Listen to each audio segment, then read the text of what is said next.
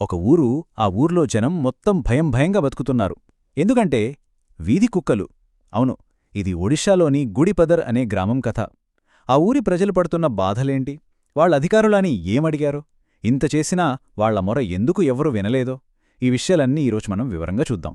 ఈ సమస్య ఎంత తీవ్రంగా ఉందో చెప్పడానికి మాటలు కూడా అవసరం లేదు. ఈ ఒక్క ఫోటో చాలు. చూడండి, ఒక చిన్న పిల్లాడి తలకి ఎన్ని గాయాలయ్యాయో. వీధికొక్క దాడి చేస్తే ఆ పిల్లాడికి 10 కుట్లు పడ్డాయంట.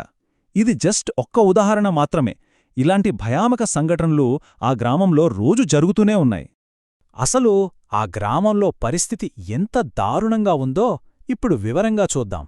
మనం మాట్లాడుకుంటున్నది గంజాం జిల్లాలోని గుడిపదర్ గ్రామం గురించి. ఇక్కడ ప్రజల రోజువారీ జీవితం మొత్తం భయంతోనే గడిచిపోతోంది. పిల్లలు స్కూల్కి వెళ్లాలన్నా, పెద్దవాళ్లు పనికి వెళ్లాలన్నా సరే ఒకటే టెన్షన్. ఎటువైపు నుంచి ఏ కుక్క వచ్చి దాడి చేస్తుందోనని నిత్యం ప్రాణాలు అరచేతిలో పెట్టుకుని బతుకుతున్నారు.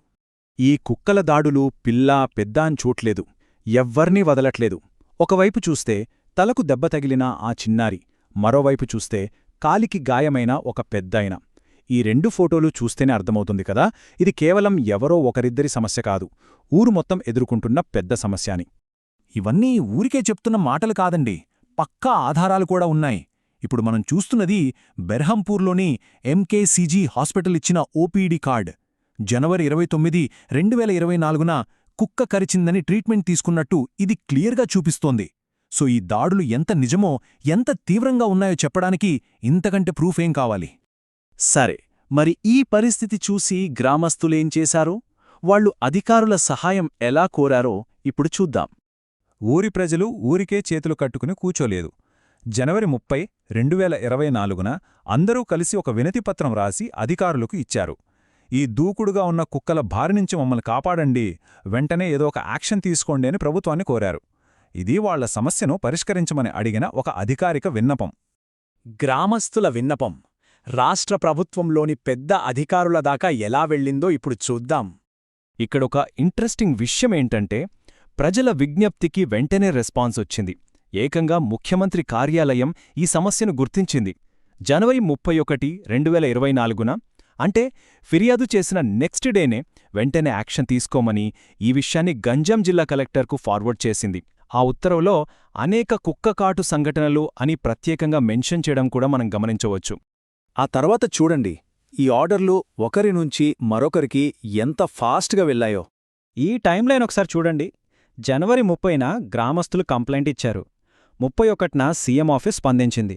ఫిబ్రవరి 13న కలెక్టర్ గారు అత్యంత అత్యవసరం అని ఆర్డర్ పాస్ చేశారు. అంతా చాలా స్పీడ్గా జరుగుతున్నట్లే అనిపిస్తుంది కదా. కానీ అసలు కథ ఇక్కడే ఉంది. ఇక్కడే అసలు ట్విస్ట్. అంతా బాగానే ఉంది అనుకుంటున్న టైంలో ఈ పరిపాలనా ప్రక్రియ ఎక్కడాగిపోయింది? ఎందుకు ఆ ఆర్డర్ను పట్టించుకోలేదు? ఇప్పుడు చూద్దాం.